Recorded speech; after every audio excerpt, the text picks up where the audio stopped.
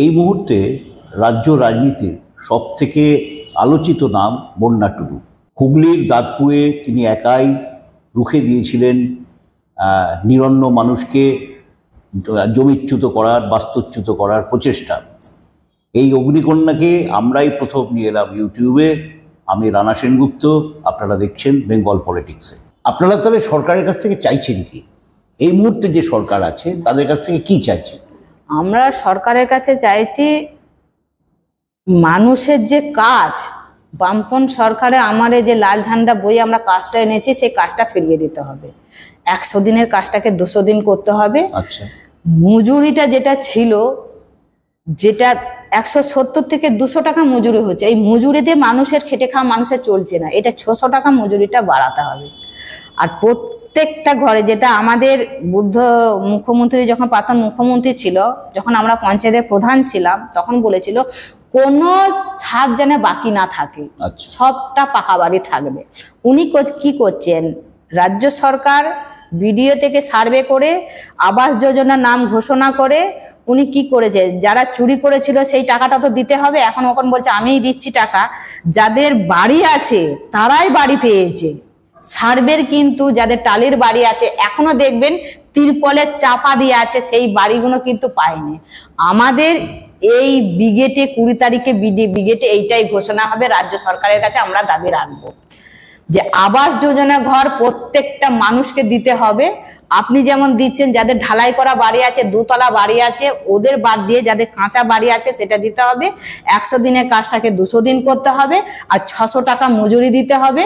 আর শিশুদের যে মানসিকভাবে যে ডাক্তারের কাছে যে ওষুধ পাওয়া যাচ্ছে না, ডাক্তার নেই, কিছু নেই, যে শিশুর হার, মৃত্যু হার বেড়ে যাচ্ছে, সেটা কমাতে হবে। যে প্রত্যেকটা হসপিটালে ডাক্তার নিয়োগ করতে হবে। একটা গ্রাম বাংলায় নতুন একটা বিপদ এসেছে, আপনিও নিশ্চয়ই খুব ভালোভাবেই জানেন, সেটা হচ্ছে মাইক্রো ফিন্যান্স। মাইক্রো ফিন্যান্সের নাম করে সবাইকে একটা লোন দিয়ে দেওয়া হচ্ছে। 10,000 টাকা লোন পেলে 7,500 টাকা দেওয়া হচ্ছে, আর বলা হচ্ছে বিমার নামে বাকি টাকাটা রেখে দেওয়া হলো। কিন্তু কোথাকার বিমা, তার কোনো কাগজ আছে কিনা, এই সমস্তগুলো কিন্তু দেওয়া হচ্ছে না। তো এইটাকে আপনারা মোকাবিলা করবেন কিভাবে? এবং তারপরে এই ঋণ আদায়ের জন্য ব্যাপক চাপ দেওয়া হচ্ছে, কেউ কেউ মানে সুইসাইডও করতে বাধ্য হচ্ছে, এত চাপ হচ্ছে মহিলাদের ওপরে। এই ঋণটা মহিলাদের বিশেষ করে দেওয়া হয় এই কারণের জন্যে যে মহিলারা এই টাকাটা শোধ করেন। তারা খুব মানে কি বলবো, সততার সঙ্গে এইটা করেন। আরে ওটা যেভাবে শুরু করেছে, যখন 2003 সালকে আমি 10টা বছর প্রধান ছিল, তখন এই বন্ধনের মাইক্রো ফিন্যান্স আমরা পারমিশনটা দেওয়া ছিল না। পারমিশন কিন্তু আমি গুড়া পঞ্চায়েতের যখন প্রধান ছিলাম আমি কিন্তু পারমিশন দিইনি। কেন, এইটা শহর থেকে যখন গ্রামে ঢুকে যাচ্ছে, তখন গ্রামের মানুষে যারা খেটে খাওয়া মানুষের ক্ষতি হবে, আমরা তখন বুঝতে পেরেছিলাম। এটা আমাদের পার্টিও বলে দিয়েছিল। কারণ হচ্ছে যেটা এখন দেখে যান, এই যারা করছে ওই ঘরের বন্ধনের লোনটা কিন্তু কোথায় হচ্ছে জানেন? খেটে খাওয়া মানুষের ঘরের ভেতরে হচ্ছে, জায়গা দিয়ে দিচ্ছে, দালান ঘরে দিয়ে দিচ্ছে, তারা দিচ্ছে। আর লোনটা কাদের দেওয়া হচ্ছে? মহিলাদেরকে দেওয়া হচ্ছে। যে সুদটা, সবটাই যে সুদ দিতে না পেরে গরু চলে যাচ্ছে, কার জায়গা চলে যাচ্ছে, কার ছাগল চলে যাচ্ছে। এমনও পরিবার আছে, মেয়ের যে কানের দুলটা থাকে সেই দুলটাও শোধ করে সব তার ঋণটা শোধ করার জন্য সুদের টাকাটা হার জন্য। এইটা তো সুদের হারটা বেশি। কিন্তু এই যে সরকার যে এত বলছে, যখন ওকে মারা যাচ্ছে দেখছি অনেক পুরুষরা দেখছি আত্মহত্যা করছে। দিনের পর দিন যখন ঋণটা শোধ করতে পারছে না, তখন ওকে আত্মহত্যা করতে বাধ্য করাচ্ছে। তখন ওরা বলছে আত্মহত্যা করে তোমার লোনটা শোধ হয়ে যাবে, কিন্তু লোনটা তো শোধ হচ্ছে না।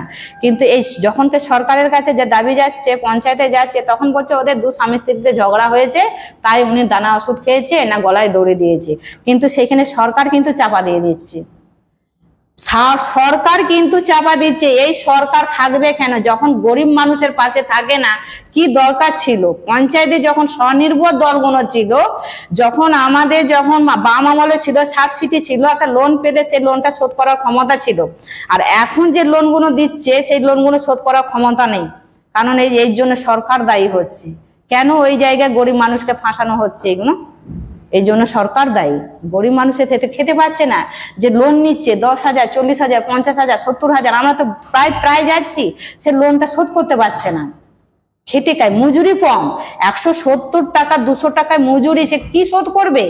তার স্বামীরা রোজগার নেই, বউ একজন মানুষ খেটে খাওয়া মানুষ, সে রোজগারটা উপায় করে সে পারে নাকি?